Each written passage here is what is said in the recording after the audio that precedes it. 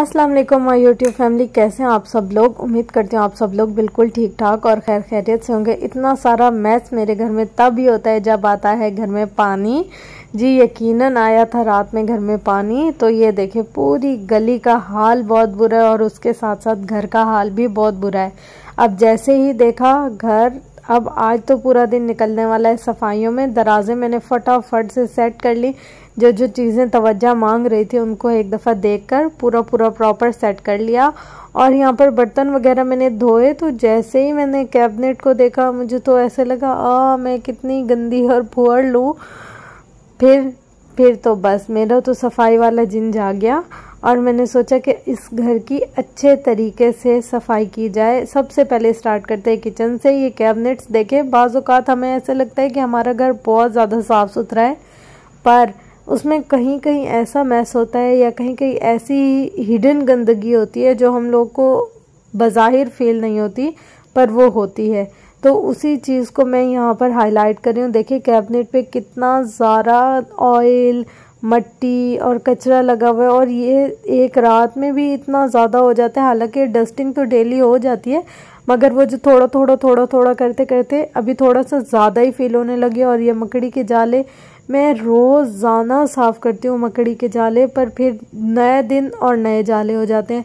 पता नहीं क्यों, शायद मकड़ियों का भी कोई सीज़न होता होगा, ऐसा लगता है मुझे।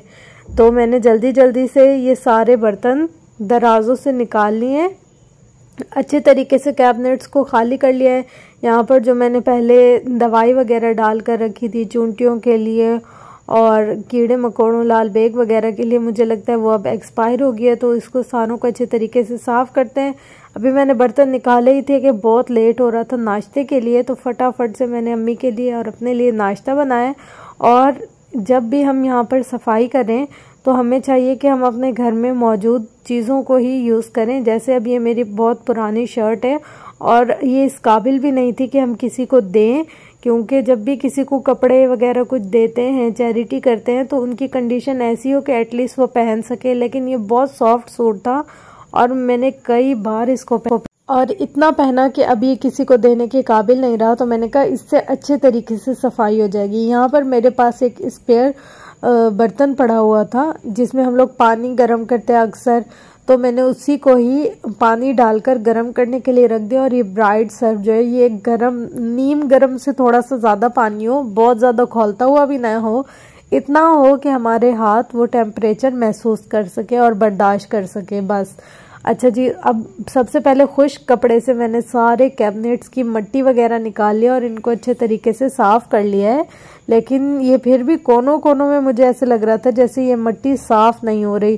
पहले फिर मैंने कहा इसकी जालियां वगैरह निकाल कर साफ़ करने की कोशिश करती हूँ, मैं भी तब साफ़ हो जाए, क्योंकि ये प्लाईवुड ना ख़राब होने लग जाता है अगर इस पर ज़्यादा पानी लगता रहे या अगर हम थोड़ी सी केयर ना करें इसकी, तो ये प्लाईवुड ख़राब होने लग जाता है। तो मैंने ये सारी जालियां वगैरह निकाल कर फिर से इसकी डस्टिंग की है। देखिए क्या बुरा हाल हो गया है, मकड़ियों ने कोई हाल नहीं छोड़ा यहाँ का, पता नहीं है कहाँ कहाँ से आ जाती है। हालांकि डेली सफाई होती है। अब इसका एक रैक का पाँव भी निकला हुआ था बाहर, तो मैंने उसको फटाफट से सेट कर लिया है ताकि अब जब नेक्स्ट मैं बर्तन वगैरह ऑर्गेनाइज करूँ तो मुझे दोबारा से मुश्किल ना हो और जल्दी से सारी सफाई भी हो जाए मेरी और काम वगैरह ख़त्म हो जाए। ऊपर वाला जो रैक है वो इतना ज़्यादा ख़राब नहीं होता क्योंकि उसमें सिर्फ खुश्क करके बर्तन तभी रखते हैं। जो नीचे वाला रैक है उसमें बार बार निकालना रखना, स्पेयर बर्तन जो होते हैं वो उसमें होते हैं, तो वो ज़्यादा थोड़ा सा गंदा हो जाते हैं और नीचे होते हैं तो मट्टी वगैरह भी लगती रहती है।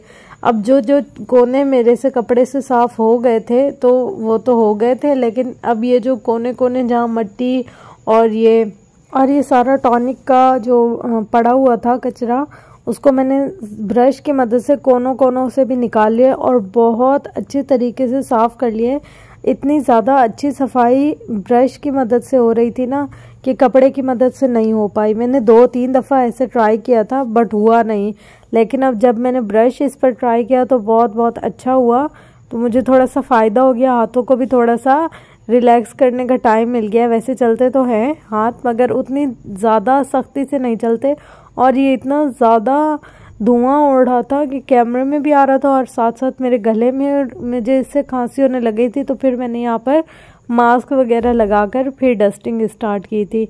हमारे घर में भी छोटी छोटी चीज़ें ऐसी होती है, अगर हम जिनको निगलेक्ट करते रहें तो एकदम से जब हम उनको देखते हैं तो ऐसे अजीब सा फील होता है कि यार हमने तो रोज़ यहाँ का काम किया होता है, पर ये क्या, ये तो साफ़ ही नहीं है। तो हमें चाहिए कि छोटा छोटा घर का पोर्शन एक एक दफ़ा सब सेट करते रहा करें। अब देखिए यहाँ पर मैंने पूरे कैबिनेट को अच्छे तरीके से अंदर से साफ़ कर लिया, बाहर से अभी करना रहता है। और इसके अंदर बर्तनों को दोबारा से धोया मैंने, और जो धुले हुए थे उनको भी दोबारा से धोया। अब मेरे सर में बहुत शदीद वाला दर्द होने लगी है। मैंने सोचा कि पहले मैं ऑयलिंग कर लेती हूँ और उसके बाद बाकी का काम कंटिन्यू करूँगी। तो हमेशा जब भी थोड़ा सा वेदर चेंज हो, लाइक गर्मी से सर्दी की तरफ जाए, तो ऑयल जो भी आप अपने सर में यूज़ करते हैं, हम लोग मिक्स ऑयल यूज़ करते हैं, वो बालों की हेल्थ के लिए बहुत अच्छा होता है। उसको नीम गरम करके, मतलब इतना कि हमारे सर की जो स्काल्प है वो बर्दाश्त कर सके और हल्का हल्का सा गरम भी महसूस हो। ठंडा ऑयल या तेल जो भी आप यूज़ करते हैं वो लगाना इतना ज़्यादा इफ़ेक्टिव नहीं होता। ऐसे अपनी फिंगर टैप कर कर देख लें, अगर तो आपकी फिंगर उसको बर्दाश्त कर रही है तो उसको अप्लाई कर लें अपने बालों में और सर में। और यहाँ पर फिर मैं फारिग हो गई थी ऑयलिंग वगैरह से, तो मैंने कहा अपने काम को दोबारा से कंटिन्यू किया जाए।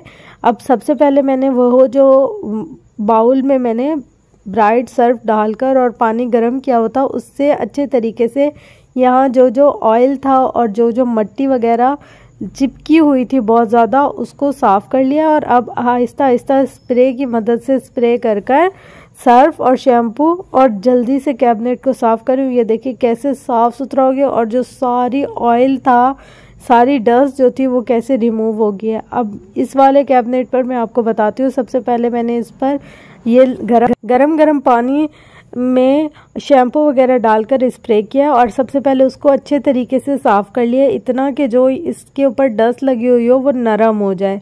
उसके बाद जो मैंने ब्राइट में डिबोया हुआ था गर्म पानी में, उससे रगड़ कर अच्छे तरीके से साफ़ कर लें। और कभी भी सर्फ या शैम्पू या जो भी इस तरह का टॉनिक यूज़ करें उसको कैबिनेट पर लगा ना रहने दें, बल्कि हल्के गीले कपड़े की मदद से साफ़ कर लें। अब देखिए कैसे शाइन कर रहा है। हालांकि पहले भी डेली सफाई होती थी, पर किचन कभी इतना शाइन नहीं करता था जितने अब ये कैबिनेट्स वगैरह शाइन कर रहे हैं। ये सारे कैबिनेट्स मैंने साफ़ कर लिए, पर ये वाला पोर्शन एक रहता है। मैं देख रही थी कि यहाँ पर तो बहुत ज़्यादा गंदगी हो गई है और तवज्जो नहीं देते। ये पैसे जो नज़र आ रहे हैं, ये पैसे वो है कि जब मैं कभी काम कर रही हूँ किचन में और बच्चे आ जाएं चीज़ लेने के लिए, तो मुझे वहाँ रूम में जाकर रखना नहीं होता, मैं यहीं रखती रहती हूँ। तो फिर भी इतनी ज़्यादा मट्टी हो गई थी और डस्ट वगैरह यहाँ पर क्योंकि ज़्यादा इसलिए आती है, ये ओपन एरिया है। फिर मैंने यहाँ पर सारी अच्छे तरीके से सफाई की है। देखे बर्तन कैसे। अब ये वाला मैंने जो रख दिया है कप, इसके अंदर मैं हमेशा पैसे डालती रहूँगी, तो यूँ बिखरे नहीं पड़े रहेंगे, बल्कि इसी के अंदर ही सिमटे हुए नज़र आएंगे, कभी इस तरह से फैले नहीं रहेंगे। देखिए सारा अच्छे तरीके से साफ़ हो गया। अब लग रहा है ऊपर वाले पोर्शन की अच्छे तरीके से सफाई होगी है। अब नीचे का हाल देखें, कोई हाल नहीं है नीचे का, मत ही देखें। नीचे के कैबिनेट्स बहुत ज़्यादा गंदे हुए हैं। तो सबसे पहले अपना चूल्हा साफ़ करते हैं। फर्स्ट स्टेप तो यही होता है कि चूल्हा अच्छे तरीके से साफ़ कर लें और जो भी कचरा वगैरह है वो नीचे बहकर गिर जाए। और उसके बाद फिर झाड़ू वगैरह जो भी हम करें वो बाद का काम है। तो यहाँ पर चूल्हा मुझे इतना ज़्यादा रगड़ना पड़ गया था कि मैंने ना ऊपर से सफाई करते और अंदर की जालियाँ साफ़ नहीं करती। तो वही देख रही थी मैं और अपने आप को कोस रही थी। इतने सारे बर्तन भी साथ साथ जमा हो रहे थे, क्योंकि आहिस्ता आहिस्ता जिसको भूख लग रही थी और कोई नूडल्स बना रहा है, कोई क्या, तो बहुत ज़्यादा बर्तन जमा हो गए। तो मैंने कहा ठंडे पानी से इतने अच्छे तरीके से नहीं धुलेंगे तो गर्म पानी में धो लेते। तभी मेरी नज़र पड़ी चीनी वाले डब्बे पर। ओह खुदाया, मैंने कहा अब ये भी रह गया था, ये भी बहुत ज़्यादा गंदा है, तो चलो इसको भी एक ही दफ़ा साफ़ कर लेते। अब मैंने इसमें से चीनी नहीं निकाली, मुझे बहुत ज़्यादा सुस्ती हो रही थी कि पहले चीनी निकालूं फिर उसको पूरा धोऊं, क्योंकि अंदर से तो मैं हर 15 दिन और 20 दिन बाद धो लेती हूँ।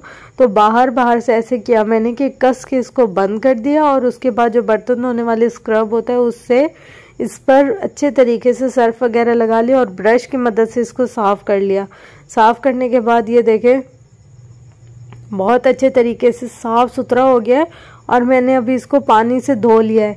धोने के बाद उसको अच्छे तरीके से खुश कर लिया। और ये देखें अंदर से चीनी बिल्कुल भी गीली नहीं हुई और डब्बा भी साफ़ सुथरा हो गया है, धुल गया है।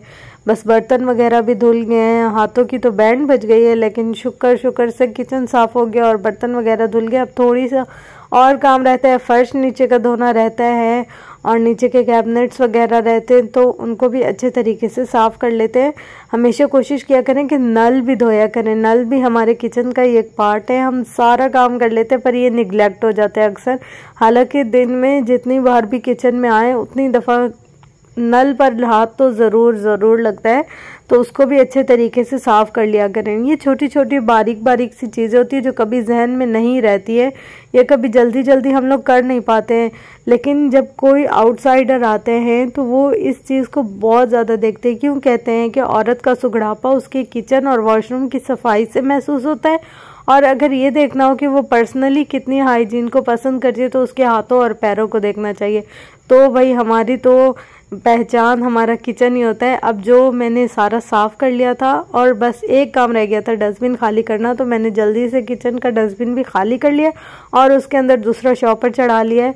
और जी शुक्र से काम ख़त्म हो रहा है थोड़ा सा, नहीं तो ऐसे लग रहा था जैसे आज ये वाला काम ख़त्म ही नहीं होगा, पता नहीं कब ख़त्म होगा। करते करते इतनी देर होने लग गई थी, मुझे शाम होने वाली थी। तो मैंने देखा अच्छा सब कुछ साफ़ कर लिया, सिर्फ फ्रिज रह गई है।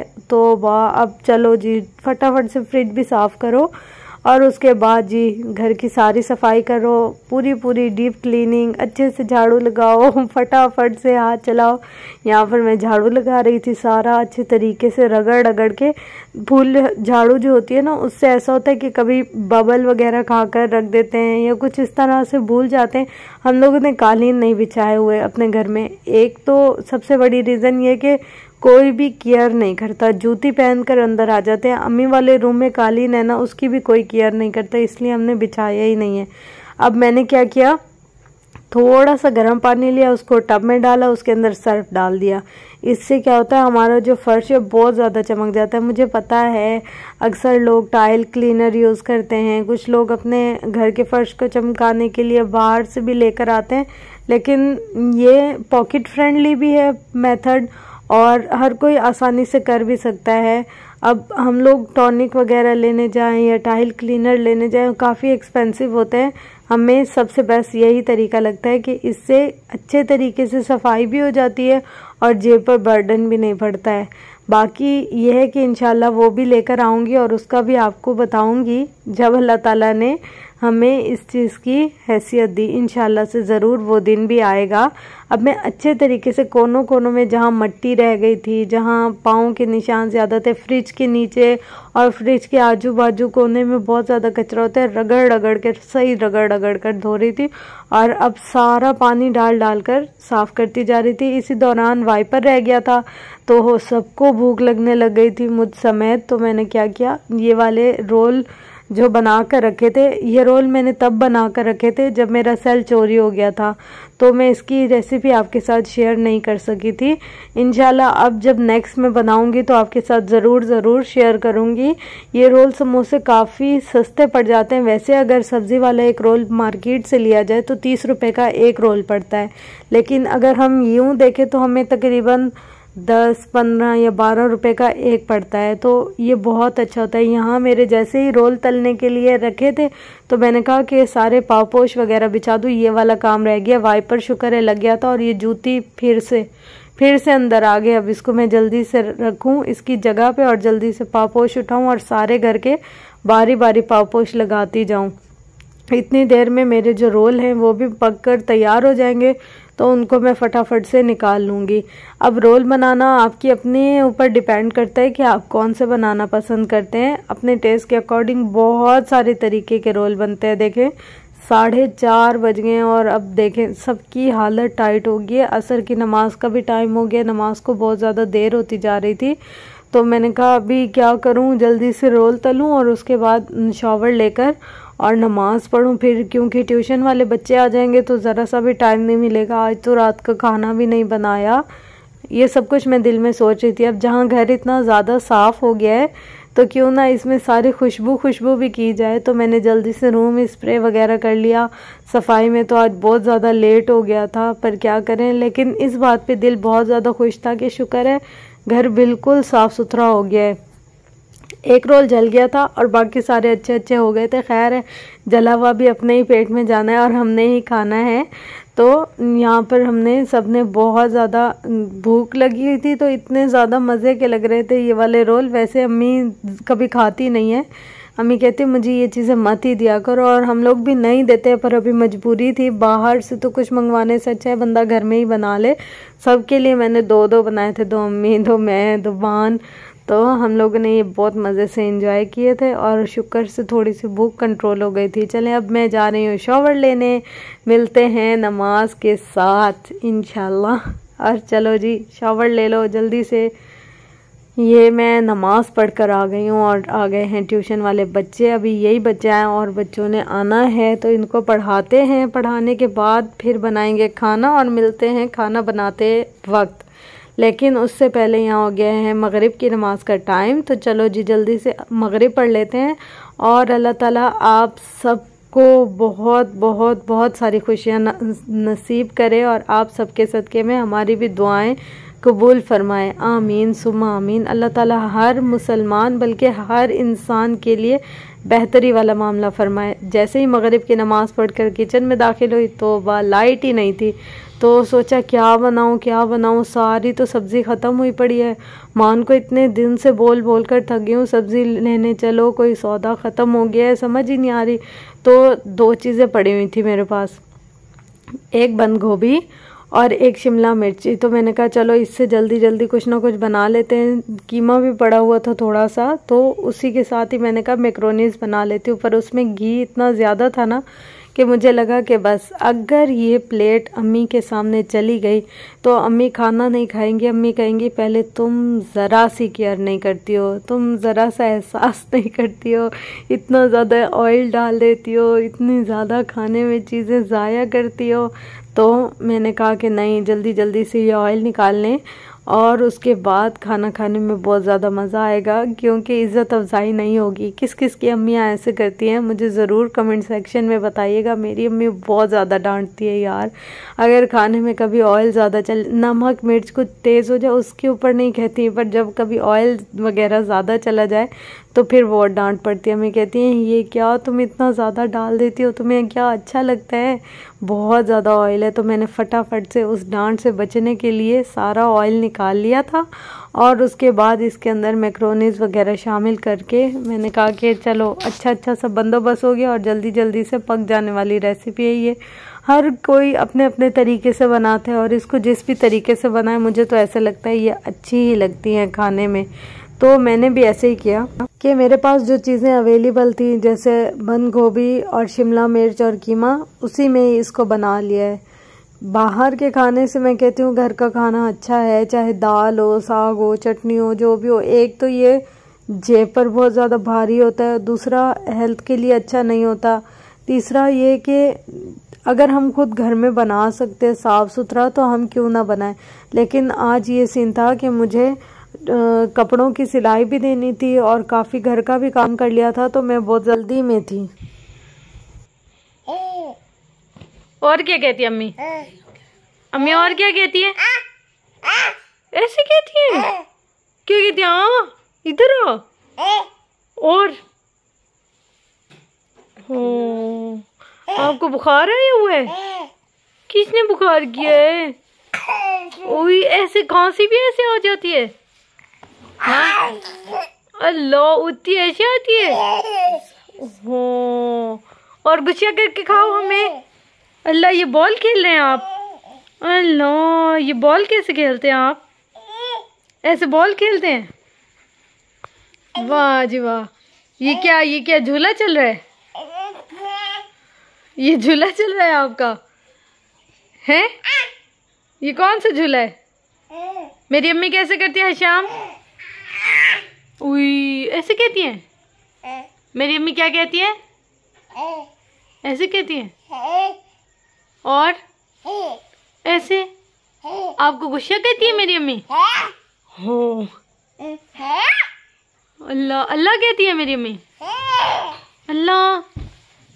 बच्चे तो जी ऐसी चीज़ है ना कि जिस घर में भी हो उस घर की रौनक को बहाल कर लेते हैं। और ये जो छोटा सा टिड्डा है ना, इसकी तो अम्मी के साथ ज़रा नहीं बनती। सारा दिन अम्मी के साथ होता है और सारा दिन अम्मी के साथ ही मस्तियाँ करता है और नकलें भी अम्मी की कर रहा है। अम्मी थोड़ा सा कराती हैं और कहती हैं मेरी तबीयत सही नहीं है, तो ये भी उस तरह से उनकी कॉपी करके बता रहा था कि मेरी ना दादी ऐसे करती हैं। हाँ, यानी कि मेरी तबीयत ठीक नहीं है। इसको देख देख के तो हम लोग खुश होते रहते हैं। फाइनली मेरी फरियाद भी सुनी गई थी और सारी सब्जियां आ गई थी। थोड़ी थोड़ी आ जाती है तो बस गुजारा हो जाता है। मैं कहती हूँ इतनी हो कि बस एक टाइम बने और उसी टाइम ही ख़त्म हो जाए और बची ना रहे। मैं इनको तरतीब से रख रही थी कि किस सब्ज़ी को किस सब्ज़ी के साथ रखा जाए और ऐसे तरीके से मैनेज किया जाए कि ये फ्रिज में अच्छे तरीके से एडजस्ट हो जाए। अक्सर ऐसा होता है कि फ्रिज का दरवाज़ा ही बंद नहीं होता। अगर हम ऐसे ही शॉपर उठा के ठुसा दे फ्रिज में, तो कोशिश किया करें कि चीज़ों को थोड़ा थोड़ा सा ऑर्गेनाइज करें। यहाँ पर मान कह रहे कि मुझे मैक्रोनी नहीं खानी, मुझे नूडल्स बना दो। मैंने कहा अच्छा, फटाफट से बन जाते तुम्हारे नूडल्स। और साथ साथ में ये देखे मैंने सारी सब्जियां भी समेट ली हैं। और ये जो धनिया होती है इसको हमेशा कोशिश किया कि या तो धो के काट के और किसी डिस्पोजेबल डब्बे में या किसी भी जार में बंद करके रख दें जिसमें हवा ना हो और पानी बिल्कुल खुश्क हो, या फिर ऐसे कागज़ में लपेटकर या अखबार में लपेटकर धनिया हो, पुदीना हो, पालक हो, ऐसी चीज़ों को अगर रखें हम तो बहुत ज़्यादा फ्रेश रहती है और काफ़ी दिन तक चल जाती है। ऑलमोस्ट 3 से 4 दिन तो कहीं नहीं गई। वैसे भी ये 3-4 दिन चल जाती है। अब बस ये वाला फाइनल काम किया था और मैंने कहा आखिरी किचन की सफाई कर कर सोने के लिए जाती हूँ। अब बहुत ज़्यादा रात भी होने वाली है और मैं थक भी गई हूँ। रात के टाइम वैसे सब्जियाँ काफ़ी सस्ती मिलती हैं। आप भी ये ट्राई करके देखिएगा। आपने इर्द गिर्द जो भी मार्केट लगती हो, रात में जब हम परचेजिंग करने के लिए जाते हैं ना तो हमें सब्ज़ी की कॉस्ट कम पड़ती है। तो हम लोग भी कोशिश करते हैं कि रात में या शाम में जाएं तो हमें थोड़ी सी रीज़नेबल प्राइस में मिल जाए। ये छोटी छोटी सी बचत करके हम अपने घर को अच्छे तरीके से मैनेज कर सकते हैं। मगर अपने खैरात में कभी भी कॉम्प्रोमाइज़ ना किया करें। अल्लाह की राह में दिल खोल कर दिया करें, लेकिन बारगेनिंग करना भी हमारा हक है। ये घर बहुत ज़्यादा खूबसूरत साफ़ सुथरा लग रहा था तो मैं अपने दिल दिखा रही थी, पर मैं सोई नहीं क्योंकि हमारे घर में आ गए थे मेहमान। मैं किचन वगैरह साफ़ करके जैसे दिल विल बना कर और ऐसे थंबनेल कर करके गई तो पता चला कि कुछ गेस्ट आ गए। अब उनके लिए चाय बनाई और फिर मैक्रोनीज वगैरह उनको सर्व किए। और जी जैसे हम अपने हाथों से काम करवाते हैं ना, तो हमें चाहिए कि हम अपने हाथों की केयर भी करें।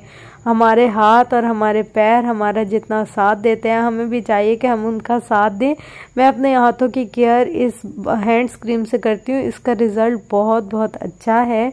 ये लगाने में भी बहुत अच्छी है। और ज़रूर कोशिश किया करें कि अपने आप पर तवज्जो दें, क्योंकि जो लोग सारा दिन लोगों की खिदमत में या अपने से जुड़े रिश्तों के साथ बहुत ज़्यादा मसरूफ़ होते हैं, उनको चाहिए कि वो अपने आप को भी टाइम दे, क्योंकि रोज़े महशर हम अपने आप के लिए भी जवाबदेह होंगे।